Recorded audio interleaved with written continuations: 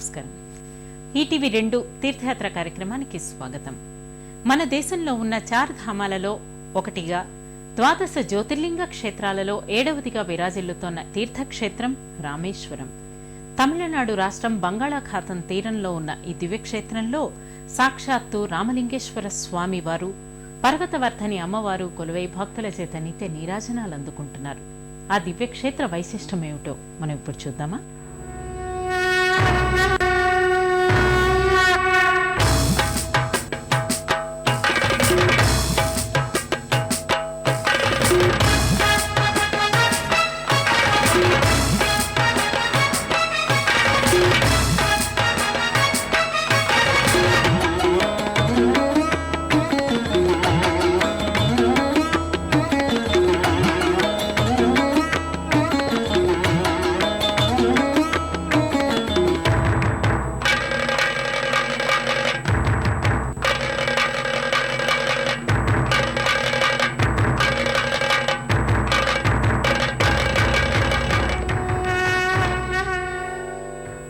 భారతదేశంలో సుప్రసిద్ధమైన పుణ్యతీర్థక్షేత్రం రామేశ్వరం.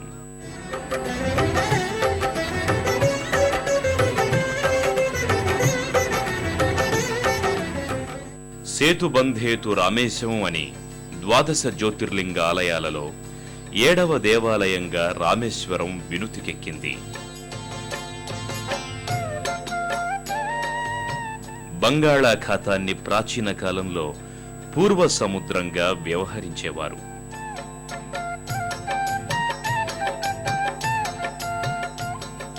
బంగాళాఖాత సముద్ర తీరంలో నిత్యము వేలాది భక్తులతో రామేశ్వర పుణ్యక్షేత్రం తీర్థయాత్రకు అక్షర నిదర్శనంగా, ఆనందధామంగా విరాజిల్లుతోంది.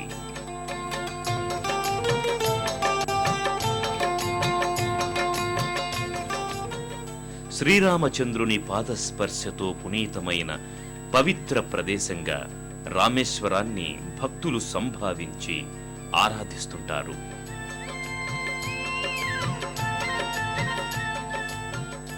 సుత్రామపర్ణి జలరాశియోగే నిబధ్య సేతుం విశిఖైరసంఖ్యై శ్రీరామచంద్రేణ సమర్పితం తం రామేశ్వరాఖ్యం నియతం నమామి అని కీర్తిస్తూ భక్తులు రామేశ్వర క్షేత్రానికి వస్తుంటారు. రామేశ్వరం ఒక చిన్న ద్వీపం. ద్వీప భూభాగం చుట్టూ సముద్ర జలాలు. ఈ ద్వీపం సుమారు 50 కిలోమీటర్ల పొడవు, 10 కిలోమీటర్ల వెడల్పుతో ఉంటుంది. రామేశ్వరాలయం చేరుకోవడానికి సముద్రం మీద నిర్మించిన రైలు, రోడ్డు వంతెనలు ఉన్నాయి.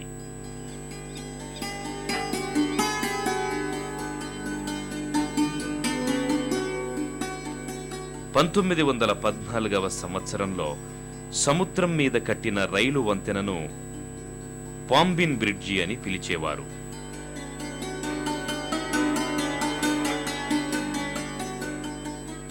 ఈ రైలు వంతెనలో ఒక విశేషం ఉంది. ఓడలు వచ్చినప్పుడు బ్రిడ్జి 2 భాగాలుగా చీలుతుంది. ఓడలు వెళ్లిపోయిన తర్వాత మళ్లీ 2 భాగాలు కలుస్తాయి. ఈ రైలు, రోడ్డు వంతెనలు లేనప్పుడు యాత్రికులు పడవల మీద సముద్రం దాటి రామేశ్వరానికి చేరుకునేవారు. రామేశ్వరంలో నివసించే ప్రజల్లో ఒక చిత్రమైన విశ్వాసం వ్యాపించి ఉంది.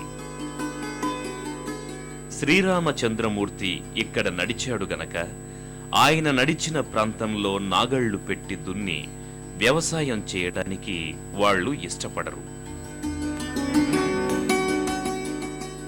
ఈ నమ్మిక కారణంగా జీవనావసరమైన వస్తువులన్నీ బయట ఉంటారు.